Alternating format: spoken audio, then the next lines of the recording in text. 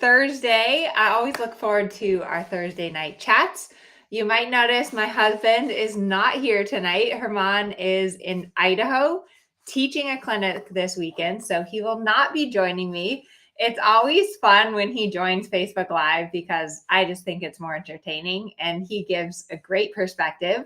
But tonight he's not with us. We have a lot to cover tonight, so I want to talk about the training scale webinar. I want to answer some of your questions. And then we're going to do like a fun little interactive Q&A session where you're typing in the chat. So make sure you have the chat open. If you're listening to the podcast version of this, because we do always make these Facebook Live sessions into podcast version, then you can say the answers out loud or write them down for later. So first of all, the training scale webinar that I did on Sunday was really amazing. I had so much fun and I've gotten a lot of great feedback from you that you enjoyed the webinar. And it's really cool when I hear from people and they say how like I'm talking directly to them. I'm talking about the exact problems and the exact struggles that they are having with their horse. And that is really cool. And that is what is so cool about the training scale is that it solves your problems. It helps you with your horse. And so thank you. Let me know in the chat if you are able to come to the webinar live on Sunday. If you missed it, the replay link is in the chat here. So be sure to watch the replay before Sunday because the replay goes away on Sunday. So make sure to make time to watch the replay. Okay, I have a few questions here from Facebook that I'm going to answer.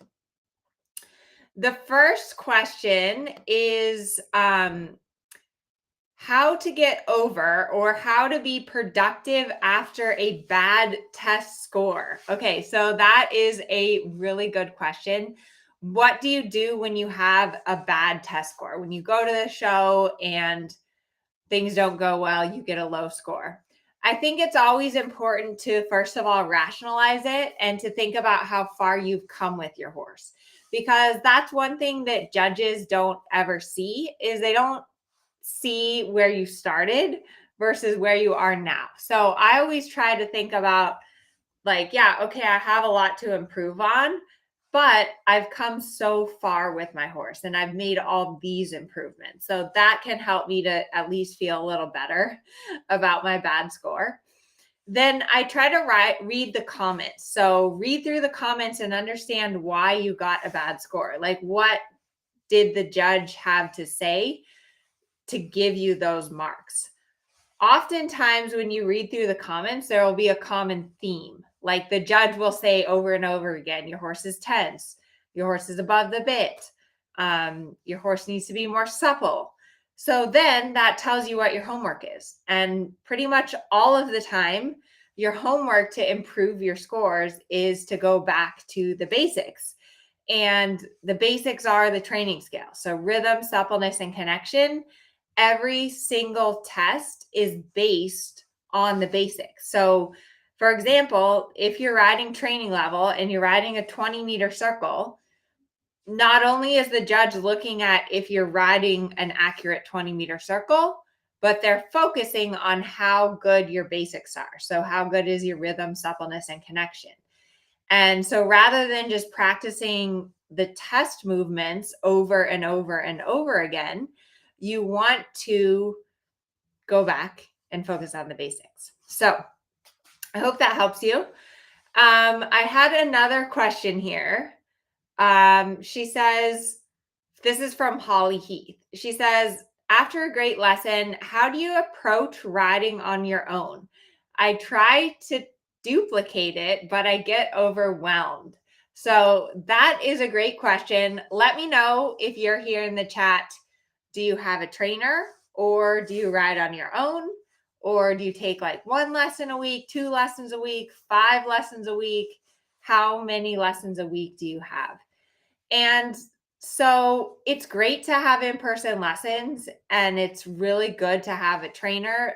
That is invaluable. I love having lessons. I love working with Johanneman. He's my coach. But it's also really important that you're able to ride on your own, because when you go down the center line in a test, you don't have a coach. You can't have anyone in your ear telling you what to do. And so it is very important that you develop your feel and your skills so that you can problem solve on your own. And that is the beauty of the training scale. And when you really understand the training scale, not only will it help you in your lessons, because you'll have this theory and this understanding behind what your trainer is having you do, but it will also help you when you're on your own. So when I get on my horses, the way that I plan my sessions with every single horse is based on the training scale. And the tricky part is that every horse is a little different. And so you have to be able to adapt the training scale and how you structure your ride a little bit to fit your horse's needs. But that's something that you're always going back to. Like today, I was actually filming a video for the training scale masterclass, and I was working on collection with a horse, like showing the pitfalls of collection. So when you work on collection, things fall apart. And you have to go back and think about each level of the training scale, starting with rhythm. A lot of times when you start working on collection, the rhythm starts to fall apart. So let me see. So Holly says she rides with Molly 4 times a month. Barbara says, I'm her only trainer. It's amazing that I can teach you over the internet, Barbara. That's amazing. And it's also a testament to you. It's a testament to your dedication, really watching and learning and doing the homework. Stacy says, I lesson once a week. Let's see. Do I write down my plan for each horse before I ride? No. I ride so many horses. And truth, I'm not the most organized person. So writing down a plan for every ride just sounds like torture. But I do kind of have a format that I follow, and it's a little bit different with each horse. So like, for example, Natasha, my Grand Prix horse, I do a lot of lateral work exercises with her in the walk before I pick up the trot. So Megan says she does once a week and clinics about once a month. Awesome. I wish I got more lessons. That's one of my goals for the new year. Take more lessons. Lessons are invaluable. Okay, so what I wanted to do is I wanted to go through a few questions. And if you're watching here live, please put your answers in the chat. So first question, how old is your horse? I'm curious to know, how old is your horse? My horses, let's see, Luigi's 7, Kensington's 8. Is that right? Yes. Luigi's 7, Kensington's 8. Harvey is 11 this year. Okay, Facebook user, I don't see your name, but 10, 14. Stacy says 10. Holly says 21. 10, 21. Nancy says 14. Janet says 19. Michelle's horse is turning 4 next month. Awesome. Okay, so guess what? The beauty of the training scale is it applies to horses of all ages. So when I'm just starting out a young horse and they're 3 years old, I'm thinking about the training scale. When I'm riding a 24-year-old horse, I'm thinking about the training scale.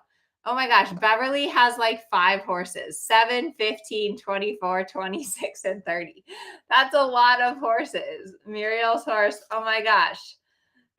You guys have so many horses. I wish I had that many horses. Okay, but a little bit what happens is that as your horse ages, I feel like they change a little bit in their personalities. And so because of that, you have to adapt the training scale to fit your horse's needs. So for example, with young horses, when they're 3 and 4, I feel like you really have to focus a lot on like the mental suppleness, like getting them relaxed, getting them focused. I think that is the hardest part with a young horse. And then as they get older, you have to focus more on the physical suppleness of the horse, because as horses get older, just like us, they get stiffer, and so they need more time to warm up. And so that's what's really cool about the training scale, is that you have to kind of adapt it a little bit as your horse changes, as they move up the levels. But you always want to go back to this training scale as a general principle to help plan your rides. Okay, next question. What breed is your horse? I always love seeing photos of your horses, learning about the different breeds. And that really is what's cool about dressage, is that it works for all different breeds. It works for all different horses. Let's see. Elena says, you don't remember me, but I'm the one who fell off my 4-year-old. And she says she cantered today and she used Herman and I's tips and they helped a ton. Awesome.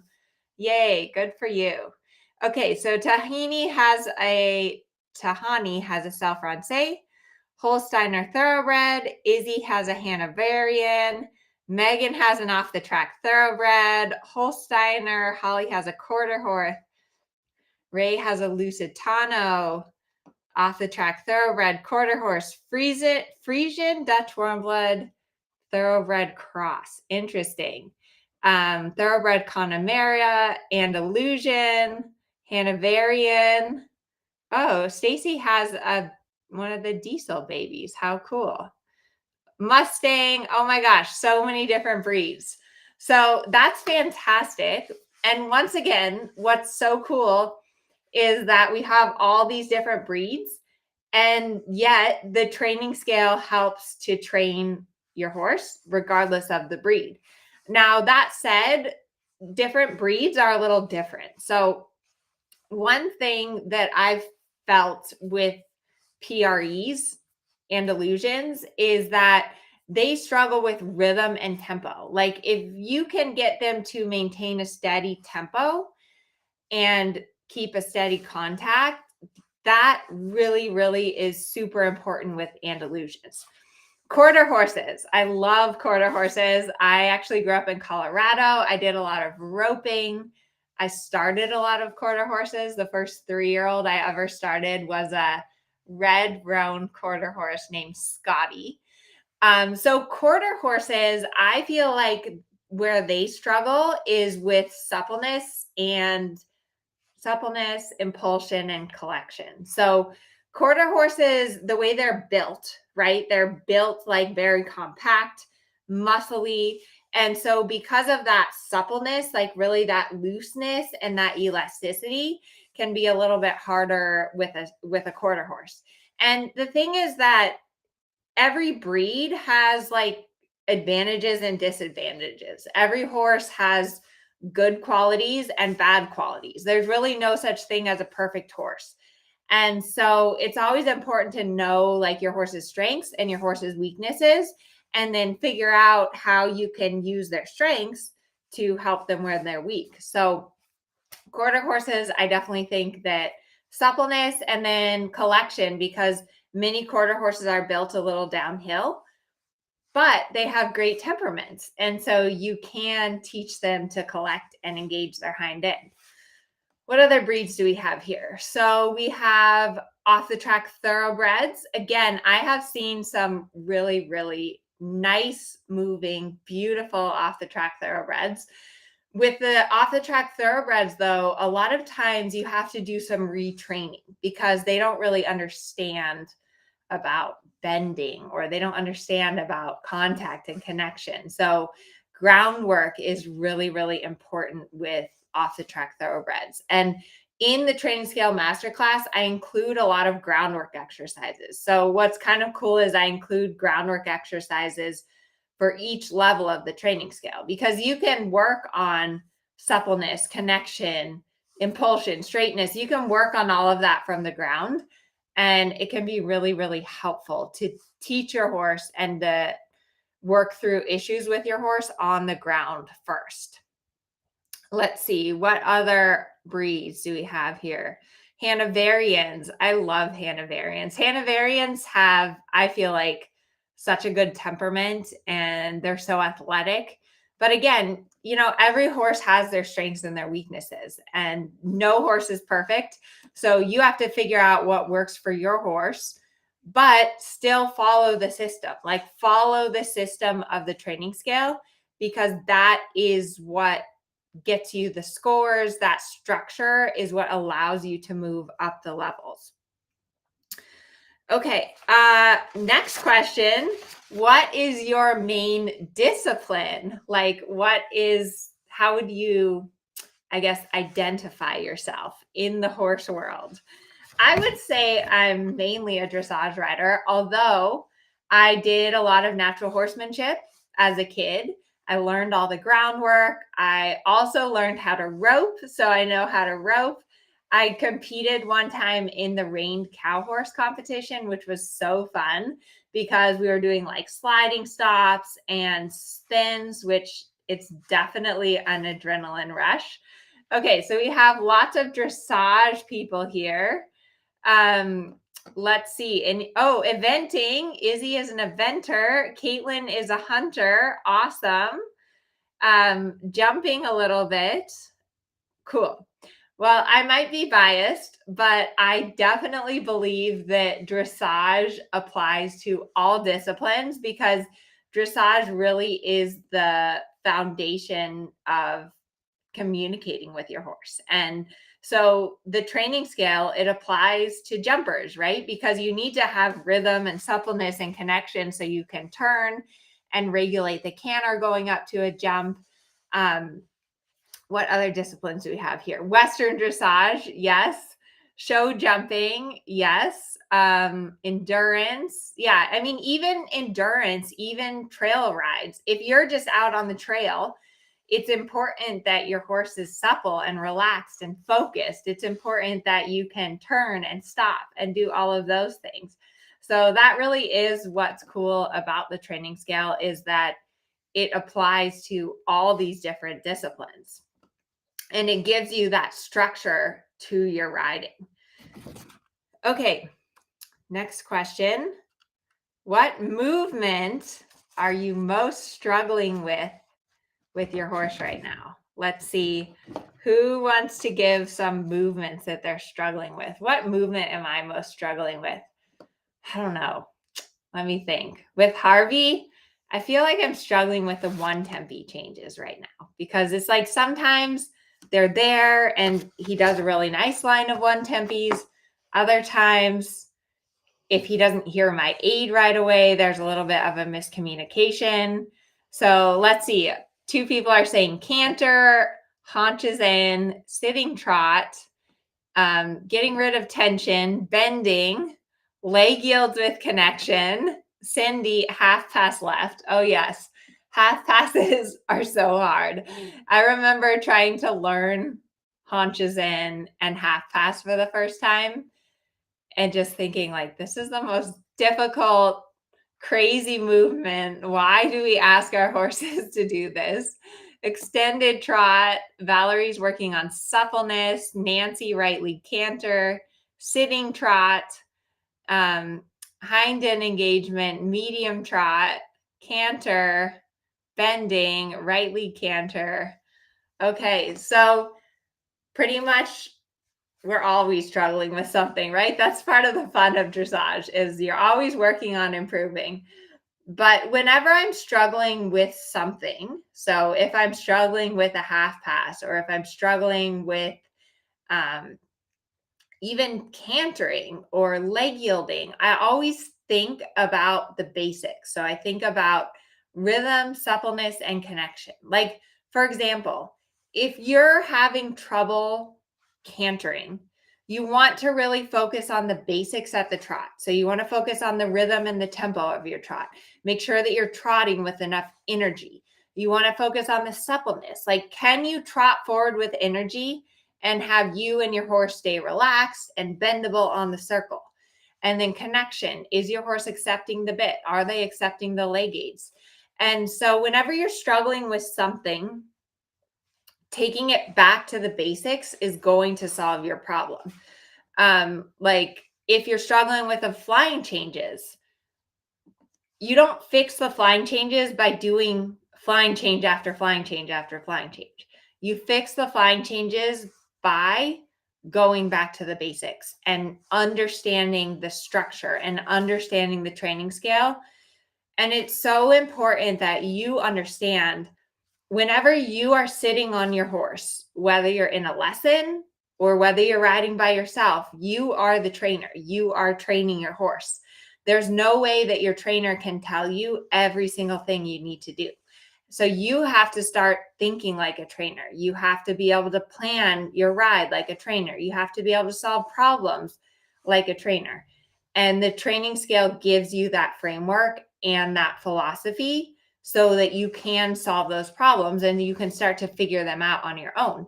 Is it going to be easy? No.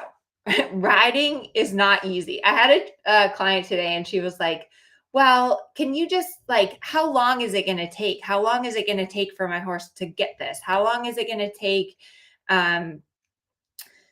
She wanted me to like put a definite timeline. And I said to her, I was like, I'm really sorry. I wish I could like guarantee that in X amount of time, your horse would be doing flying changes or your horse would be doing haunches in, but that doesn't work with horses. You have to just keep following a structure, staying consistent, going back to the basics, and little by little, it will get there. And I feel you. I mean, it's frustrating. Sometimes I get so frustrated with my riding and with my horses and like, why am I not getting any better? And I have to just really like take a breath, take a few laps around the arena and remind myself that getting frustrated isn't going to help me. And I have to go back to the system. I have to trust the system. I have to go back to the basics. So I think that is just really, really important. So that's a lot of what I'm going to be teaching in the Training Scale Masterclass. The masterclass starts on Sunday. So I really, really hope that you will be joining me in the Training Scale Masterclass. I will only be doing this course one time this year. It's honestly my favorite program. And one of the big benefits of the masterclass is that you're able to send in your videos to me and my team for review. And that's really helpful because, like I said, there's a lot of intricacies and a lot of theory to understand about the training scale, but you also need to understand how to adapt the training scale to fit your horse's needs. Oh, I forgot one question here. So one question I have is your horse hot or is your horse more on the laid back side? And again, kind of understanding your horse's temperament. If your horse is hot versus is your horse laid back, you have to adapt your plan and your system and your exercises based on your horse's needs. So, for example, we're focusing on rhythm. The first level of the training scale is rhythm. I'm going to be doing a full lecture on rhythm, but part of rhythm is tempo. So there's a difference between rhythm and tempo, but in general, if your horse is hot, you want to focus on a steady tempo that's just a little bit slower tempo because that will help your horse relax. If your horse is laid back or lazy, you want to focus on having a little bit of a quicker tempo and doing more frequent tempo changes to kind of get your horse hot and get your horse awake. And so all of those little intricacies are important to understand when you're thinking about how to apply the training scale to your specific horse. Like all the things we've talked about, right? Your horse's age, your horse's breed, your horse's level of training, what you're focusing on right now. All of those things are important to consider while you're following the training scale. So with all of these horses, if your horse has 4 legs and a tail and a head, you want to train them based on the training scale, but you make slight adaptations as far as the exercises, as far as which level of the training scale you prioritize and that you have to keep going back to. And so in the masterclass, when you're able to submit your videos for review, then we can really help you to pinpoint those areas and what you need to focus on. I am very excited to be doing this course again. I've done the Training Scale Masterclass in the past. I know many of you have done the old course with me, and I decided to completely revamp it because I have a new video camera. I've come a long way in my teaching and in my training and in my lectures and my presentation. So I was like, you know what? I really want to make this course the best course ever. And I've completely redone it. I've refilmed all the new exercises. I'm going to be doing all of the lectures live. So if you have signed up for the masterclass, on Sunday, I will be doing the lecture on rhythm, and I have some really cool videos to show you because part of the masterclass is training your eye and learning the theory behind dressage. And so looking at the gaits, looking at the walk, the trot, and the canter, looking at rhythm faults, like what's a lateral walk? What's a 4-beat canter? Why does it happen? How do you fix it? How does the judge consider it? And so that's really the fun part of the masterclass is learning the theory, submitting your videos, and it's going to be a great time. So one last thing before we go, because Levi wants to go for a walk. I better not say that. Oh, you saw him. We're almost ready, Levi, just a little longer. So I'm reading this book, which I highly recommend, The Way to Horsemanship by Udo Berger. Okay, so here's what he says. Riding is one of the most enjoyable of human activities. Do you agree? Riding is the most enjoyable of human activities. For some, it is pleasant recreation. For others, it has become a fiercely competitive sport. And for yet others, it is an art worthy of serious study. It is always a shame when it ceases to be pleasurable. And after all, what matters most is our love of the horse. If we know how to treat them fairly, horses reward us with their trust and obedience. This book, you have to get it. It's so good. It's dense reading and has a lot of vocabulary that I should know. He goes on to say, instead of behaving like autocratic dilettantes, we should take the trouble to learn the rules of the game and teach them to the other creature in terms which he can understand. So we need to learn the rules of the game and teach them to the horse in a way we can understand. We must know the how and the why, for knowledge always precedes ability. This guy's brilliant. I'll read that again. We must know the how and the why, for knowledge always precedes ability. We all tend to believe that we know more than we actually do. It is a bad fault and more common in riders than in other mortals. So, yeah, this is a really great book. I've been feeling so inspired reading this book, and he talks so much about the art of riding and the art of training and having that harmony and that connection with your horse. So if you need a good read, I highly recommend this. Otherwise, I hope to see you in the Training Scale Masterclass. Like I said, you have until Sunday to sign up, and the first lecture will be on Sunday. So it's going to be an epic 4 months. It's going to be a long course. And that's going to give me time to really teach you the intricacies of the training scale and how it can help you with your horse, regardless of their age, discipline, breed, and regardless of what you're working on. So the book info again, The Way to Perfect Horsemanship by Udo Berger. It was actually translated from German. So it's very well translated though, and a really good book. So I highly, highly recommend it. And it's so important to learn the theory behind what we're doing. Alrighty, everyone. Have a wonderful evening. Levi, are you ready to go for your walk? He's going to get so excited now. You want to go for a walk? All right. I hope you guys have a wonderful